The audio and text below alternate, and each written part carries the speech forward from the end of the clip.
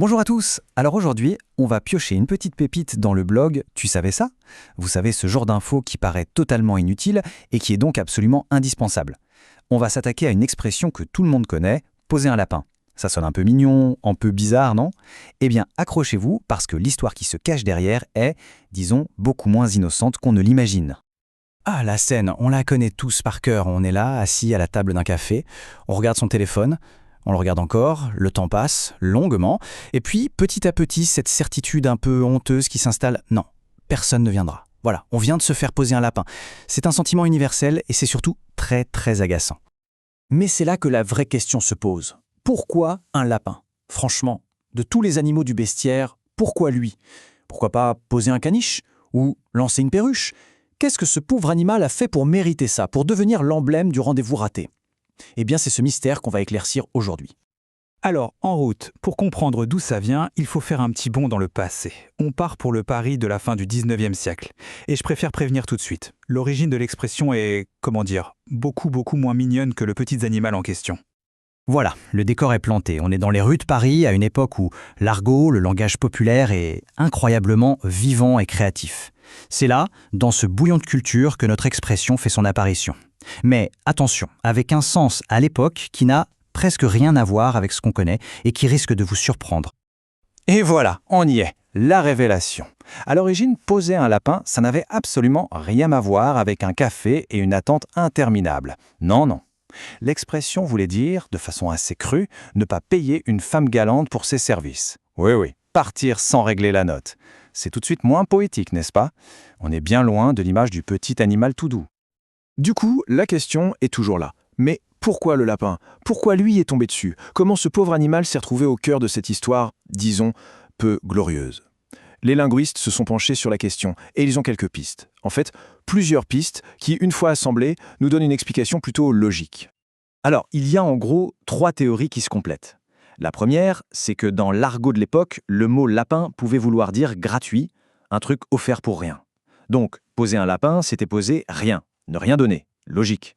Deuxième piste, la ruse. Le lapin, c'est rapide, ça file, c'est insaisissable, un peu comme le client qui s'esquive au moment de payer. Et enfin, troisième point, la moquerie. Se faire traiter de lapin, ça pouvait aussi vouloir dire qu'on était un peu naïf, un peu simplet. Bref, le lapin cochait toutes les cases pour cette magouille. D'accord, mais alors, comment on est passé de cette histoire de paiement à notre rendez-vous manqué au café? C'est ça la magie de la langue. Les expressions, elles vivent, elles bougent, et leur sens évolue avec le temps et les mœurs. En fait, ça s'est fait progressivement. D'abord, on a ce sens très précis à la fin du 19e. Puis, hop, on arrive à la Belle Époque, et le sens commence à s'élargir. On l'utilise pour parler des femmes qui, cette fois, ne se présentent pas à un rendez-vous galant. Le lapin est toujours posé, mais le contexte change. Et à partir de là, le pas était tout petit pour que l'expression s'applique à absolument n'importe quel rendez-vous manqué, qu'il soit amoureux, amical ou professionnel. Et son origine un peu sulfureuse est tombée aux oubliettes. Et c'est important de le dire, se faire poser un lapin, ce n'est pas juste une question de temps perdu. C'est bien plus que ça. C'est un petit affront, une sorte de manque de respect. Ça envoie le message que notre temps, notre présence n'a pas beaucoup d'importance. C'est pour ça que c'est si vexant en fait. Il y a une vraie charge symbolique derrière.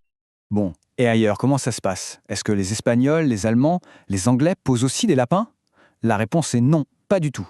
Et c'est là que ça devient amusant de comparer. On va voir que l'imagination française est assez unique en la matière. Alors regardons un peu. En anglais, on est stood up, on reste planté, debout. En Allemagne, c'est très direct, on est déplacé vers cette scène. Mais alors, la meilleure, c'est probablement en Espagne. Là-bas, quand quelqu'un ne vient pas, on nous donne des citrouilles. Dar calabazas. Oui, des citrouilles. Franchement, ça se dispute avec le lapin niveau originalité.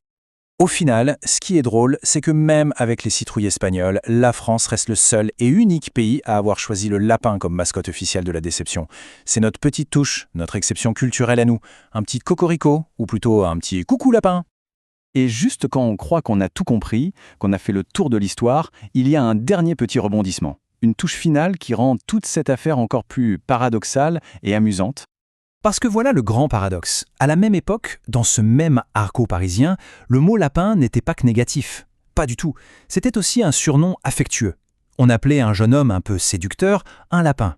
Et c'est d'ailleurs de là que vient notre « mon petit lapin » d'aujourd'hui. C'est quand même incroyable, non?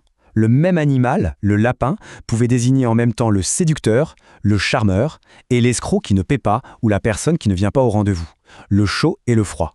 Cette double facette, c'est tout le sel et toute la poésie de l'argot. Et tout ça, ça nous laisse avec une dernière pensée. On utilise des dizaines d'expressions comme ça tous les jours sans y penser.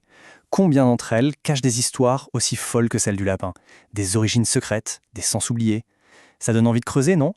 La langue est vraiment un terrain de jeu infini. Merci d'avoir exploré cette petite histoire avec moi.